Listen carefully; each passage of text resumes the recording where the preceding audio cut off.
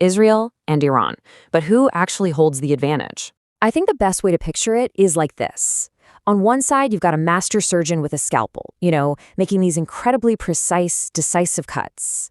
And on the other side, you have a brawler with a sledgehammer, who's just relying on brute force and sheer numbers to wear you down. Both of them can be absolutely devastating, but they're playing by completely different rules. So, yeah, who really has the upper hand?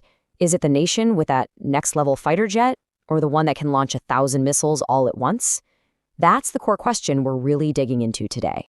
All right, let's start with round one, which is all happening up in the skies. And this is a classic matchup. You've got Israel's technological air dominance squaring off against Iran's strategy of just overwhelming you with force from the ground up. So the pro-Israel argument really kicks off with the F-35 Ayadir. I mean, this thing is a technological marvel. It can slip past enemy defenses like a ghost. But, like one analyst said, you can't bomb what you can't reach, and that is exactly Iran's counter-strategy. They've literally turned their mountains into fortresses, burying their most important assets so deep under rock that even the most powerful bunker busters just can't get to them. Okay, now for Iran's main event. Its absolutely massive ballistic missile arsenal. The whole strategy is a numbers game. Just throw so many missiles at your enemy that some of them are bound to get through. But here's the thing, Israel has a counter-move, and it's basically a near-impenetrable shield. Their multi-layered air defense systems are so incredibly effective, they've been able to knock down 9 out of every 10 things coming at them. It's a pretty powerful statement for technology in the face of just brute force. And that is the perfect segue into round 2, which is all about the economics of war. This is where the whole debate shifts from what a weapon can do to what it costs to use it. It's a battle of precision versus attrition. Israel's whole approach is about efficiency, right? Why use a sledgehammer when a scalpel will do?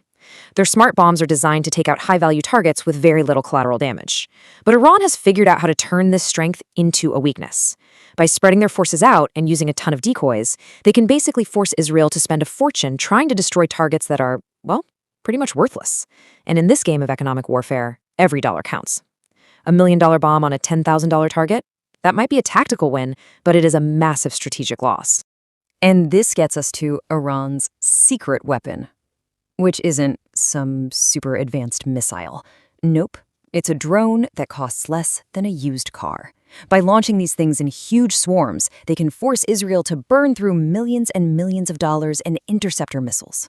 It's a brutal strategy, but economically it's pretty effective. Of course, Israel is fighting back with technology. They're developing new systems, like electronic warfare, which just jams the drone's signals and makes them fall out of the sky, and new lasers that can literally zap them out of the air for just a few bucks a shot. Okay, so this is where the debate gets really, really fascinating, because after all the arguments about tech and cost and all that, it turns out it's not just about which side has the better weapons. It's about how they even define success in the first place. It's kind of like two people playing a game with completely different rulebooks, and both of them are claiming they're winning.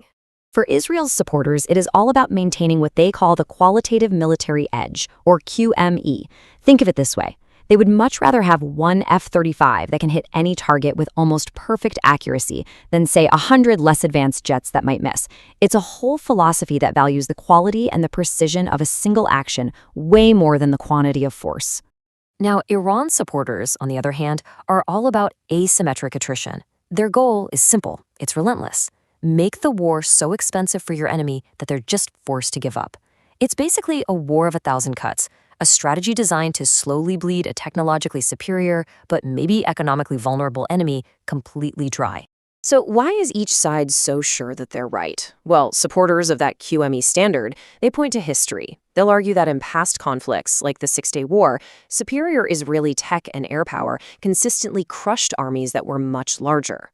But then, supporters of asymmetric attrition point to more modern conflicts, where you see these high-tech militaries getting financially drained by low-tech insurgencies. They argue that at the end of the day, victory is just a matter of simple, brutal math. And here is the crucial point where they just fundamentally disagree. The tech-focused side believes that low-tech mass, like a swarm of simple drones, it can cause chaos, sure, but it can't achieve a real strategic victory. It can't take and hold ground or destroy a hardened command center. Meanwhile, the cost-focused side believes that relying on these super expensive, complex weapons is actually a fatal flaw. They'll tell you these systems are fragile, they depend on vulnerable supply chains, and they'll ultimately just break when they're overwhelmed by sheer volume. So, this brings us to a really critical question. What would it actually take to convince either side that their entire military philosophy is wrong? What kind of evidence would be so undeniable that it would force them to ditch their core beliefs about how you win a war? Well, for those who believe in Israel's technological superiority, it would probably take nothing short of a black swan event to change their minds.